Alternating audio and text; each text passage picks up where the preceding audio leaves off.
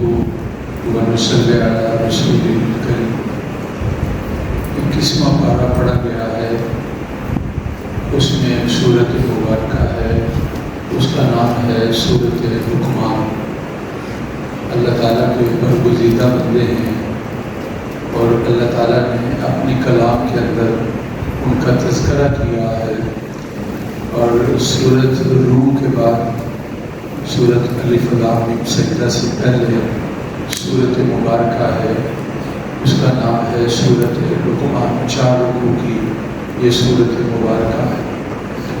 دوسرے رکوع کے اندر اللہ تعالیٰ نے حضرت لقمان کا تذکرہ کیا ہے۔ قرآن مجید سے یہ پتہ چلتا ہے یہ بڑے سمجھدار آدمی تھے اور دانا آدمی تھے۔ اللہ کی ذات نے ان کی سمجھداری اور دانائی کو بیان کرتے ہوئے یہ ارشاد فرمایا، وَلَقَدْ آتَيْنَا لقمان الحکمۃ ان اشکر للہ۔ ہم نے لقمان کو دانائی سے، حکمت سے نوازا تھا اور ہم نے کہا تھا کہ اللہ تعالیٰ کا شکر ادا کرو۔ حضرت لقمان کے واقعہ سے جو ہمیں چیزیں بہت ساری سبق والی ہیں، ان میں سے ایک چیز سبق یہ ملتی ہے، بڑے لوگوں کو اپنے چھوٹوں کو سمجھاتے رہنا چاہیے، کبھی بھی مایوس نہیں ہونا چاہیے اور اس کی وجہ سے آدمی کہنا ہی چھوڑ دے۔ ہاں ایک بات یہ بھی ملتی ہے کہ کہنے کے اندر اور سمجھانے کے اندر اور نصیحت اور بات کرنے کے اندر حکمت عملی کا دامن کبھی نہیں چھوڑنا اور پیار اور محبت کے ساتھ بات کو کہنا ہے۔ کہنے والے کے دل کے اندر خیر خواہی ہونی چاہیے۔ باپ ہے تب، خامد ہے تب، بھائی ہے تب، استاد ہے تب، خطیب اور امام ہے تب، اس کے دل کے اندر خیر اور بھلائی ہونی چاہیے اور خیر اور بھلائی کو سامنے رکھتے ہوئے پیار اور محبت کے ساتھ جو بات کہنا چاہتا ہے نصیحت کی، اس کو کرنی چاہیے، کبھی مایوس نہیں ہونا چاہیے۔ دعوت قرآن کے اندر ہے، ادعو الی سبیل ربک بالحکمت والموعظۃ الحسنہ۔ اب جب بات سمجھانی ہے تو کس طرح کی بات کہنی چاہیے۔ حضرت لقمان نے 4 چیزیں بیان کی ہیں۔ ایک ہے عقیدے کی اصلاح، بچوں کی عقیدے کی اصلاح کرنی چاہیے، اللہ کی ذات پر ایمان، اللہ کی کتابوں پر، نبیوں اور پیغمبروں پر۔ آپ نے سب سے پہلے بیٹے سے کہا، یا بنی لا تشرک باللہ، میرے بیٹے، میرے پیارے بیٹے، اللہ کے ساتھ کسی کو شریک نہیں کرنا ہے۔ یہ اس کو کہتے ہیں عقیدے کی اصلاح۔ پھر اس کی بڑی تشریح ہے، اللہ بڑی طاقتوں والے ہیں، انہا ان تک مثقال حبۃ، رائی کے دانے کے برابر چیز آسمانوں میں، پہاڑوں میں، زمین میں، یاتی بہ اللہ، بڑی طاقتوں والا ہے، اللہ نے آیا ہے۔ دوسرے نمبر پر بات ہے اصلاح عبادت، تو کہا ان میں سے ایک اہم ترین عبادت کا تذکرہ کیا، تو کہا کہ یا بنی اقم الصلاۃ، میرے پیارے بیٹے نماز کو قائم کرو۔ اور پھر اس کے بعد جو ہے یہ 2 چیزیں ہو گئیں۔ پھر اس کے بعد جو ہے اصلاح خلق، لوگوں کی اصلاح کے بارے میں اور اصلاح معاشرت، رہنے سہنے کے بارے میں، تو لوگوں کی اصلاح کے بارے میں یہ کہا کہ یا بنی وامر بالمعروف ونہی عن المنکر، میرے پیارے بیٹے اچھی بات کہو اور بری بات سے لوگوں کو منع کرو۔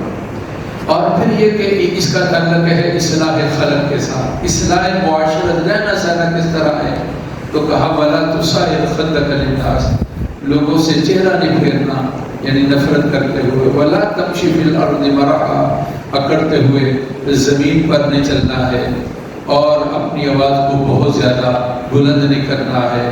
آپ نے اپنے بیٹے کے عقیدے کی، عبادات کی اور اصلاح خلق اور اصلاح معاشرت، ان 4 چیزوں کا اپنی نصیحتوں کے اندر تذکرہ کیا ہے۔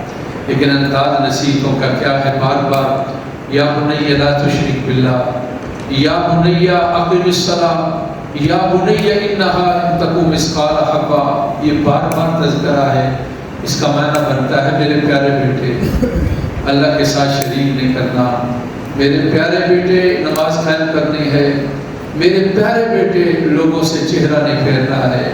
دیکھو باتیں بھی بڑی اچھی اور انداز بھی سمجھانے کا بہت اچھا ہے، اسی انداز کے ساتھ بڑوں کو اپنے چھوٹوں کے ساتھ نصیحتیں کرنی چاہیے۔ گفتگو کے اندر غصہ زیادہ کرنا اور پھر اس کے ساتھ زیادہ تلخ باتیں کرنا، یہ اس کے اثرات نہیں ہوتے۔ کہتے ہیں کہ بات اچھی ہو، انداز بھی اچھا ہو، نیت بھی اچھی ہو، وہ ضرور جو ہے کچھ نہ کچھ اپنا اثر چھوڑتی ہے۔ اگر ان میں سے کوئی چیز کی کمی ہے یا آپ کہیں کہ فائدہ نہیں ہے، تو پھر آپ سمجھ لیں کہ ان چیزوں میں سے کہیں کمی ہے، یا کہنے کے انداز میں کمی ہے، یا نیت کا فتور ہے، یا طریقہ جو ہے وہ غلط ہے، اس لیے جو نصیحت کی جا رہی ہے اس کا فائدہ نہیں۔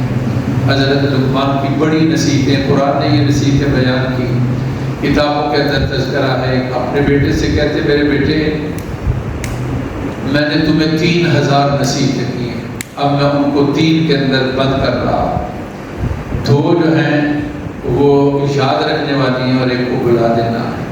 اپنے اللہ کو ہمیشہ یاد رکھو اور اپنی موت کو ہمیشہ یاد رکھو، پتہ نہیں کب آ جائے۔ کبھی نیکی کی ہے کسی سے تو اس کو بلا دو، اس کو یاد نہیں کرنا کہ میں نے فلاں کے ساتھ نیکی کی۔ اللہ تعالیٰ نے ان کو بڑی دانائی کے ساتھ نوازا تھا۔ قرآن کے اندر یہ تذکرہ ہے۔ لوگ کہتے تھے کہ نبی پاک صلی اللہ علیہ وسلم کی باتیں اللہ کی توحید یہ نئی باتیں ہیں۔ قرآن نے کہا نہیں، یہ پرانے لوگ بھی یہ باتیں، حضرت لقمان بہت پرانے ہیں، ان کے تذکرے کے اندر ہے۔ انہوں نے بیٹے سے کہا تھا یا بنیا لا تشرک باللہ، میرے پیارے بیٹے اللہ کے ساتھ کسی کو شریک نہیں ٹھہرانا ہے۔ اللہ مجھے اور آپ کو دین کی سمجھ نصیب فرمائے۔ الحمدللہ رب العالمین۔ اللہم صلی علی سیدنا و مولانا محمد وعلی آل سیدنا و مولانا محمد وبارک وسلم۔ اللہ ہماری محفل کو قبول فرما، ہمارے گناہوں کو معاف فرما، بہنیں بیٹی ہیں اللہ ان کی مرادیں پوری فرما، ان کو بچوں اور بچیوں کی خوشیاں نصیب فرما۔